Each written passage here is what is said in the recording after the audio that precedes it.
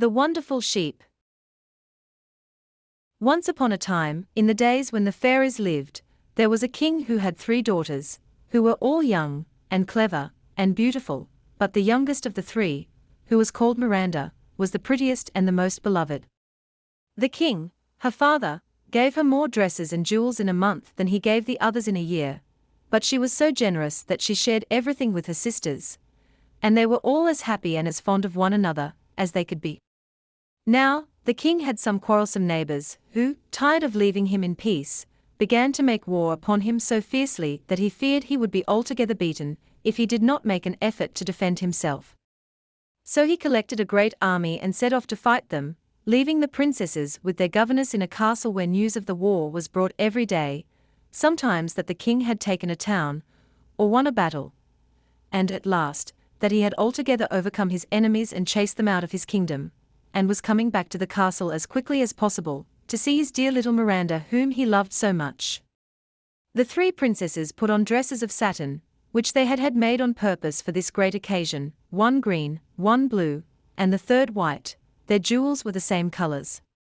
The eldest wore emeralds, the 2nd turquoises, and the youngest diamonds, and thus adorned they went to meet the king, singing verses, which they had composed about his victories. When he saw them all so beautiful and so gay, he embraced them tenderly, but gave Miranda more kisses than either of the others.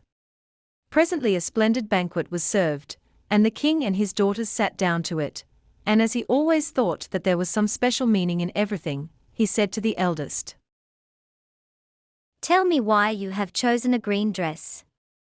"Sire," she answered, "having heard of your victories, I thought that green would signify my joy and the hope of your speedy return." "That is a very good answer," said the king. "And you, my daughter," he continued, "why did you take a blue dress?" "Sire," said the princess, "to show that we constantly hoped for your success, and that the sight of you is as welcome to me as the sky with its most beautiful stars." "Why?" said the king. "Your wise answers astonish me, and you, Miranda. What made you dress yourself all in white?" "Because, sire," she answered, "white suits me better than anything else." "What?" said the king angrily. "Was that all you thought of, vain child?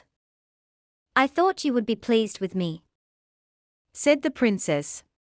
"That was all." The king, who loved her, was satisfied with this, and even pretended to be pleased that she had not told him all her reasons at first. "And now," said he, "as I have supped well, and it is not time yet to go to bed, tell me what you dreamed last night." The eldest said she had dreamed that he brought her a dress, and the precious stones and gold embroidery on it were brighter than the sun. The dream of the second was that the king had brought her a spinning wheel and a distaff, that she might spin him some shirts. But the youngest said, "I dreamed that my second sister was to be married, and on her wedding day, you, father, held a golden ewer and said, 'Come, Miranda, and I will hold the water that you may dip your hands in it.'" The king was very angry indeed when he heard this dream, and frowned horribly. Indeed, he made such an ugly face that everyone knew how angry he was, and he got up and went off to bed in a great hurry, but he could not forget his daughter's dream. "Does the proud girl wish to make me her slave?" he said to himself. "I am not surprised at her choosing to dress herself in white satin, without a thought of me. She does not think me worthy of her consideration. But I will soon put an end to her pretensions." He rose in a fury, and although it was not yet daylight, he sent for the captain of his bodyguard, and said to him, "You have heard the Princess Miranda's dream. I consider that it means strange things against me, therefore I order you to take her away into the forest and kill her, and, that I may be sure it is done, you must bring me her heart and her tongue. If you attempt to deceive me, you shall be put to death." The captain of the guard was very much astonished when he heard this barbarous order, but he did not dare to contradict the king for fear of making him still more angry, or causing him to send someone else. So he answered that he would fetch the princess, and do as the king had said. When he went to her room, they would hardly let him in, it was so early, but he said that the king had sent for Miranda, and she got up quickly and came out. A little black girl called Patapata held up her train, and her pet monkey and her little dog ran after her. The monkey was called Grabugeon, and the little dog Tintin. The captain of the guard begged Miranda to come down into the garden where the king was enjoying the fresh air, and when they got there, he pretended to search for him, but as he was not to be found, he said, "No doubt His Majesty has strolled into the forest." And he opened the little door that led to it, and they went through. By this time the daylight had begun to appear, and the princess, looking at her conductor, saw that he had tears in his eyes and seemed too sad to speak. "What is the matter?" she said in the kindest way. "You seem very sorrowful." "Alas, Princess," he answered, "who would not be sorrowful, who was ordered to do such a terrible thing as I am? The king has commanded me to kill you here, and carry your heart and your tongue to him, and if I disobey I shall lose my life." The poor princess was terrified, she grew very pale and began to cry softly. Looking up at the captain of the guard with her beautiful eyes, she said gently, "Will you really have the heart to kill me? I have never done you any harm, and have always spoken well of you to the king. If I had deserved my father's anger I would suffer without a murmur, but, alas, he is unjust to complain of me, when I have always treated him with love and respect." "Fear nothing, Princess," said the captain of the guard. "I would far rather die myself than hurt you, but even if I am killed you will not be safe. We must find some way of making the king believe that you are dead." "What can we do?" said Miranda. "Unless you take him my heart and my tongue he will never believe you." The princess and the captain of the guard were talking so earnestly that they did not think of Patapata, but she had overheard all they said, and now came and threw herself at Miranda's feet. "Madam," she said, "I offer you my life, let me be killed, I shall be only too happy to die for such a kind mistress." "Why, Patapata?" cried the princess, kissing her.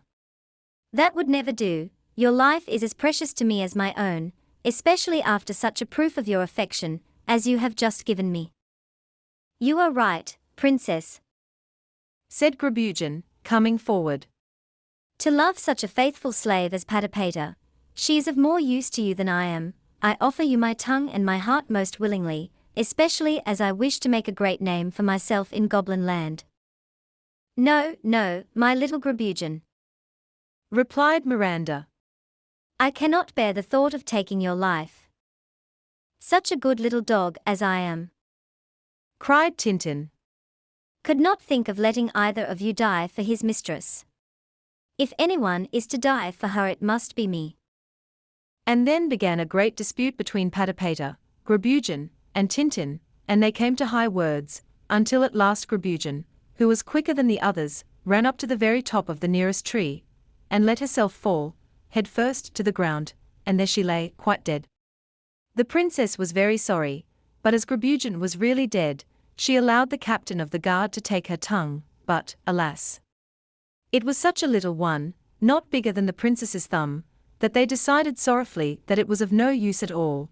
The king would not have been taken in by it for a moment. "Alas, my little monkey," cried the princess, "I have lost you, and yet I am no better off than I was before. The honor of saving your life is to be mine." Interrupted Patapata, and before they could prevent her, she had picked up a knife and cut her head off in an instant. But when the captain of the guard would have taken her tongue it turned out to be quite black, so that would not have deceived the king either. "Am I not unlucky?" cried the poor princess. "I lose everything I love, and am none the better for it. If you had accepted my offer," said Tintin, "you would only have had me to regret, and I should have had all your gratitude." Miranda kissed her little dog, crying so bitterly, that at last she could bear it no longer, and turned away into the forest. When she looked back the captain of the guard was gone, and she was alone, except for Patapata, Grabugeon, and Tintin, who lay upon the ground. She could not leave the place until she had buried them in a pretty little mossy grave at the foot of a tree, and she wrote their names upon the bark of the tree, and how they had all died to save her life. And then she began to think where she could go for safety, for this forest was so close to her father's castle that she might be seen and recognized by the first passerby, and besides that, it was full of lions and wolves, who would have snapped up a princess just as soon as a stray chicken. So she began to walk as fast as she could, but the forest was so large, and the sun was so hot that she nearly died of heat and terror and fatigue. Look which way she would, there seemed to be no end to the forest, and she was so frightened that she fancied every minute that she heard the king running after her to kill her. You may imagine how miserable she was, and how she cried as she went on, not knowing which path to follow, and with the thorny bushes scratching her dreadfully and tearing her pretty frock to pieces. At last she heard the bleating of a sheep, and said to herself, "No doubt there are shepherds here with their flocks. They will show me the way to some village where I can live disguised as a peasant girl." Alas! It is not always kings and princes who are the happiest people in the world. Who could have believed that I should ever be obliged to run away and hide because the king, for no reason at all, wishes to kill me? So saying, she advanced toward the place where she heard the bleating, but what was her surprise when, in a lovely little glade quite surrounded by trees, she saw a large sheep. Its wool was as white as snow, and its horns shone like gold. It had a garland of flowers round its neck, and strings of great pearls about its legs, and a collar of diamonds. It lay upon a bank of orange flowers, under a canopy of cloth of gold which protected it from the heat of the sun. Nearly 100 other sheep were scattered about, not eating the grass, but some drinking coffee, lemonade, or sherbet, others eating ices, strawberries and cream, or sweetmeats, while others, again, were playing games. Many of them wore golden collars with jewels, flowers, and ribbons. Miranda stopped short in amazement at this unexpected sight, and was looking in all directions for the shepherd of this surprising flock, when the beautiful sheep came bounding toward her. "Approach, lovely princess," he cried. "Have no fear of such gentle and peaceable animals as we are." "What a marvel!" cried the princess, starting back a little. "Here is a sheep that can talk." "Your monkey and your dog could talk, madam," said he. "Are you more astonished at us than at them?" "A fairy gave them the power to speak," replied Miranda. "So I was used to them. Perhaps the same thing has happened to us," he said, smiling sheepishly. "But, princess, what can have led you here?" "1,000 misfortunes, Sir Sheep," she answered. "I am the unhappiest princess in the world, and I am seeking a shelter against my father's anger." "Come with me, madam," said the sheep. "I offer you a hiding place which you only will know of, and where you will be mistress of everything you see." "I really cannot follow you," said Miranda, "for I am too tired to walk another step." The sheep with the golden horns ordered that his chariot should be fetched, and a moment after appeared 6 goats, harnessed to a pumpkin, which was so big that 2 people could quite well sit in it, and was all lined with cushions of velvet and down. The princess stepped into it, much amused at such a new kind of carriage. The king of the sheep took his place beside her, and the goats ran away with them at full speed, and only stopped when they reached a cavern, the entrance to which was blocked by a great stone. This the king touched with his foot, and immediately it fell down, and he invited the princess to enter without fear. Now, if she had not been so alarmed by everything that had happened, nothing could have induced her to go into this frightful cave, but she was so afraid of what might be behind her that she would have thrown herself even down a well at this moment. So, without hesitation, she followed the sheep, who went before her, down, down, down, until she thought they must come out at the other side of the world. Indeed, she was not sure that he wasn't leading her into fairyland. At last she saw before her a great plain, quite covered with all sorts of flowers, the scent of which seemed to her nicer than anything she had ever smelled before. A broad river of orange flower water flowed round it, and fountains of wine of every kind ran in all directions, and made the prettiest little cascades and brooks. The plain was covered with the strangest trees. There were whole avenues where partridges, ready roasted, hung from every branch, or, if you preferred pheasants, quails, turkeys, or rabbits, you had only to turn to the right hand or to the left and you were sure to find them. In places the air was darkened by showers of lobster patties, white puddings, sausages, tarts, and all sorts of sweetmeats, or with pieces of gold and silver, diamonds and pearls. This unusual kind of rain, and the pleasantness of the whole place, would, no doubt, have attracted numbers of people to it, if the king of the sheep had been of a more sociable disposition, but from all accounts it is evident that he was as grave as a judge. As it was quite the nicest time of the year when Miranda arrived in this delightful land, the only palace she saw was a long row of orange trees, jasmines, honeysuckles, and musk roses, and their interlacing branches made the prettiest rooms possible, which were hung with gold and silver gauze, and had great mirrors and candlesticks, and most beautiful pictures. The wonderful sheep begged that the princess would consider herself queen over all that she saw, and assured her that, though for some years he had been very sad and in great trouble, she had it in her power to make him forget all his grief. "You are so kind and generous, noble sheep," said the princess, "that I cannot thank you enough, but I must confess that all I see here seems to me so extraordinary that I don't know what to think of it." As she spoke, a band of lovely fairies came up and offered her amber baskets full of fruit, but when she held out her hands to them they glided away, and she could feel nothing when she tried to touch them. "Oh," she cried, "what can they be? Whom am I with?" And she began to cry. At this instant the king of the sheep came back to her, and was so distracted to find her in tears that he could have torn his wool. "What is the matter, lovely princess?" he cried. "Has anyone failed to treat you with due respect?" "Oh, no," said Miranda. "Only I am not used to living with sprites and with sheep that talk, and everything here frightens me. It was very kind of you to bring me to this place, but I shall be even more grateful to you if you will take me up into the world again." "Do not be afraid," said the wonderful sheep. "I entreat you to have patience, and listen to the story of my misfortunes. I was once a king, and my kingdom was the most splendid in the world. My subjects loved me, my neighbors envied and feared me.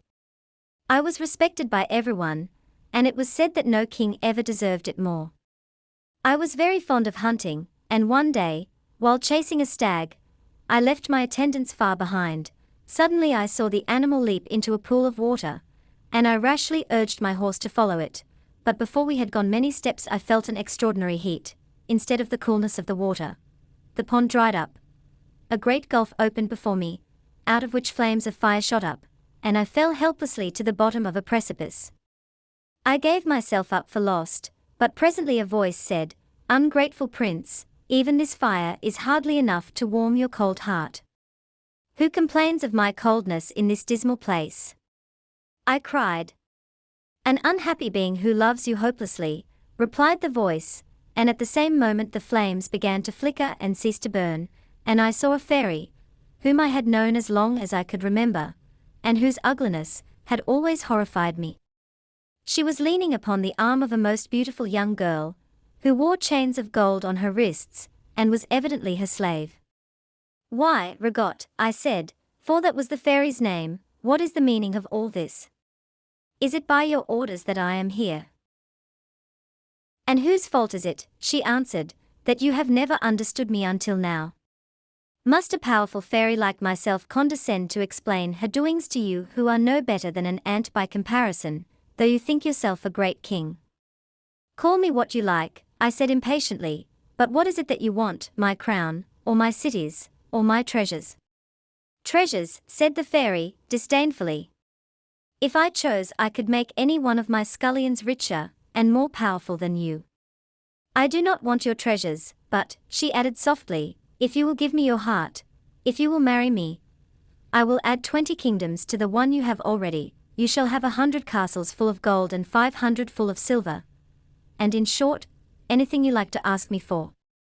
'Madame Rigot,' said I, when one is at the bottom of a pit where one has fully expected to be roasted alive, it is impossible to think of asking such a charming person as you are to marry one.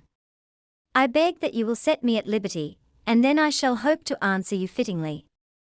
Ah, said she, if you really loved me you would not care where you were, a cave, a wood, a foxhole, a desert, would please you equally well. Do not think that you can deceive me, you fancy you are going to escape, but I assure you that you are going to stay here, and the first thing I shall give you to do will be to keep my sheep. They are very good company and speak quite as well as you do. As she spoke she advanced, and led me to this plain where we now stand, and showed me her flock, but I paid little attention to it or to her. To tell the truth, I was so lost in admiration of her beautiful slave that I forgot everything else, and the cruel Rigot, perceiving this, turned upon her so furious and terrible a look that she fell lifeless to the ground. At this dreadful sight I drew my sword and rushed at Rigot, and should certainly have cut off her head had she not by her magic arts chained me to the spot on which I stood. All my efforts to move were useless, and at last, when I threw myself down on the ground in despair, she said to me, with a scornful smile, I intend to make you feel my power. It seems that you are a lion at present, I mean you to be a sheep. So saying, she touched me with her wand, and I became what you see. I did not lose the power of speech, or of feeling the misery of my present state. For 5 years, she said, you shall be a sheep, and lord of this pleasant land, while I, no longer able to see your face, which I loved so much, shall be better able to hate you as you deserve to be hated. She disappeared as she finished speaking, and if I had not been too unhappy to care about anything I should have been glad that she was gone.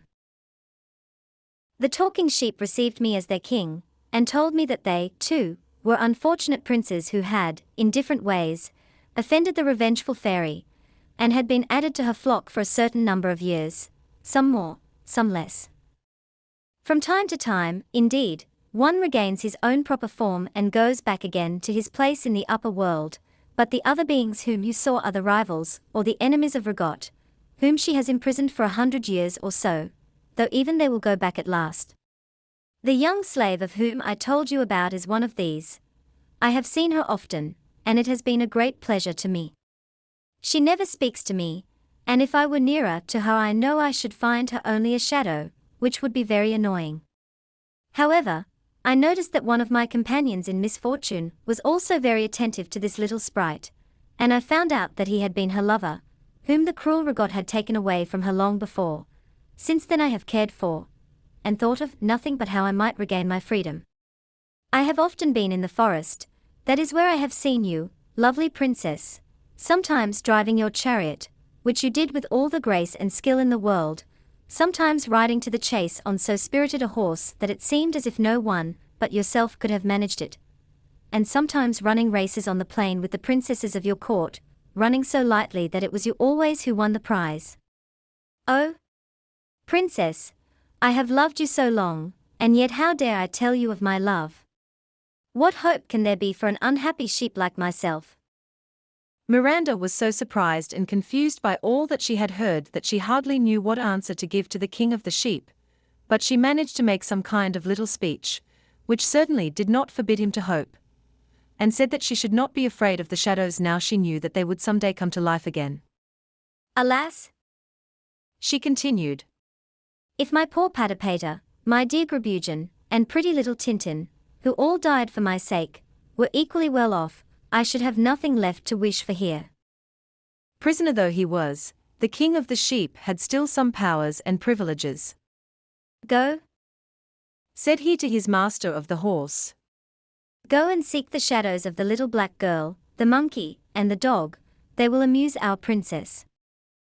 And an instant afterward Miranda saw them coming toward her, and their presence gave her the greatest pleasure, though they did not come near enough for her to touch them. The king of the sheep was so kind and amusing, and loved Miranda so dearly, that at last she began to love him too. Such a handsome sheep, who was so polite and considerate, could hardly fail to please, especially if one knew that he was really a king, and that his strange imprisonment would soon come to an end. So the princess's days passed very gaily, while she waited for the happy time to come. The king of the sheep, with the help of all the flock, got up balls, concerts, and hunting parties, and even the shadows joined in all the fun, and came, making believe to be their own real selves. One evening, when the couriers arrived, for the king sent most carefully for news, and they always brought the very best kinds, it was announced that the sister of the Princess Miranda was going to be married to a great prince, and that nothing could be more splendid than all the preparations for the wedding. Ah, Cried the young princess. how unlucky I am to miss the sight of so many pretty things.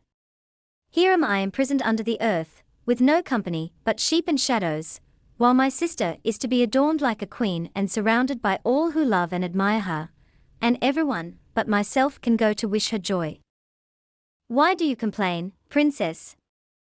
Said the king of the sheep. Did I say that you were not to go to the wedding? Set out as soon as you please. Only promise me that you will come back, for I love you too much to be able to live without you. Miranda was very grateful to him, and promised faithfully that nothing in the world should keep her from coming back. The king caused an escort suitable to her rank to be got ready for her, and she dressed herself splendidly, not forgetting anything that could make her more beautiful. Her chariot was of mother of pearl, drawn by 6 dun-colored griffins, just brought from the other side of the world, and she was attended by a number of guards in splendid uniforms, who were all at least 8 feet high, and had come from far and near to ride in the princess's train. Miranda reached her father's palace just as the wedding ceremony began, and everyone, as soon as she came in, was struck with surprise at her beauty and the splendor of her jewels. She heard exclamations of admiration on all sides, and the king her father looked at her so attentively that she was afraid he must recognize her, but he was so sure that she was dead that the idea never occurred to him. However, the fear of not getting away made her leave before the marriage was over. She went out hastily, leaving behind her a little coral casket set with emeralds. On it was written in diamond letters, Jewels for the bride. and when they opened it, which they did as soon as it was found, there seemed to be no end to the pretty things it contained. The king, who had hoped to join the unknown princess and find out who she was dreadfully disappointed when she disappeared so suddenly, and gave orders that if she ever came again the doors were to be shut that she might not get away so easily. Short as Miranda's absence had been, it had seemed like 100 years to the king of the sheep. He was waiting for her by a fountain in the thickest part of the forest, and the ground was strewn with splendid presents, which he had prepared for her to show his joy and gratitude at her coming back. As soon as she was in sight he rushed to meet her, leaping and bounding like a real sheep. He caressed her tenderly, throwing himself at her feet and kissing her hands, and told her how uneasy he had been in her absence, and how impatient for her return, with an eloquence which charmed her. After some time came the news that the king's second daughter was going to be married. When Miranda heard it she begged the king of the sheep to allow her to go and see the wedding as before. This request made him feel very sad, as if some misfortune must surely come of it, but his love for the princess being stronger than anything else, he did not like to refuse her. You wish to leave me, princess, said he. It is my unhappy fate, you are not to blame. I consent to your going, but, believe me, I can give you no stronger proof of my love than by so doing. The princess assured him that she would only stay a very short time, as she had done before, and begged him not to be uneasy, as she would be quite as much grieved if anything detained her as he could possibly be. So, with the same escort, she set out, and reached the palace as the marriage ceremony began. Everybody was delighted to see her. She was so pretty that they thought she must be some fairy princess, and the princes who were there could not take their eyes off her.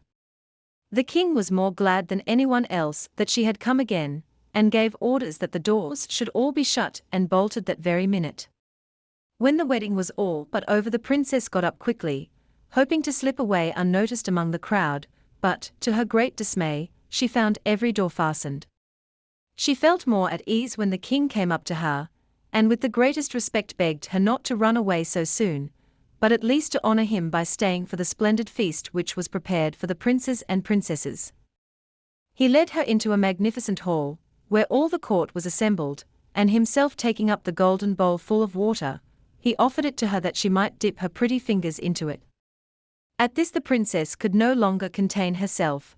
Throwing herself at the king's feet, she cried out, My dream has come true after all. You have offered me water to wash my hands on my sister's wedding day, and it has not vexed you to do it. The king recognized her at once. Indeed, he had already thought several times how much like his poor little Miranda she was. Oh, my dear daughter, he cried, kissing her. Can you ever forget my cruelty? I ordered you to be put to death, because I thought your dream portended the loss of my crown. And so it did. He added, For now your sisters are both married and have kingdoms of their own, and mine shall be for you. So saying, he put his crown on the princess's head and cried, Long live Queen Miranda. All the court cried, Long live Queen Miranda. After him, and the young queen's 2 sisters came running up, and threw their arms round her neck, and kissed her 1,000 times, and then there was such a laughing and crying, talking and kissing, all at once, and Miranda thanked her father, and began to ask after everyone, particularly the captain of the guard, to whom she owed so much, but, to her great sorrow, she heard that he was dead. Presently they sat down to the banquet, and the king asked Miranda to tell them all that had happened to her since the terrible morning when he had sent the captain of the guard to fetch her. This she did with so much spirit that all the guests listened with breathless interest. But while she was thus enjoying herself with the king and her sisters, the king of the sheep was waiting impatiently for the time of her return, and when it came and went, and no princess appeared, his anxiety became so great that he could bear it no longer. She is not coming back any more, he cried. My miserable sheep's face displeases her, and without Miranda what is left to me, wretched creature that I am? Oh, cruel Rigot, my punishment is complete. For a long time he bewailed his sad fate like this, and then, seeing that it was growing dark, and that still there was no sign of the princess, he set out as fast as he could in the direction of the town. When he reached the palace he asked for Miranda, but by this time everyone had heard the story of her adventures, and did not want her to go back again to the king of the sheep, so they refused sternly to let him see her. In vain he begged and prayed them to let him in.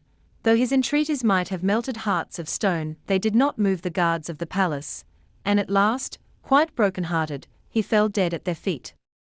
In the meantime the king, who had not the least idea of the sad thing that was happening outside the gate of his palace, proposed to Miranda that she should be driven in her chariot all round the town, which was to be illuminated with thousands and thousands of torches, placed in windows and balconies, and in all the grand squares.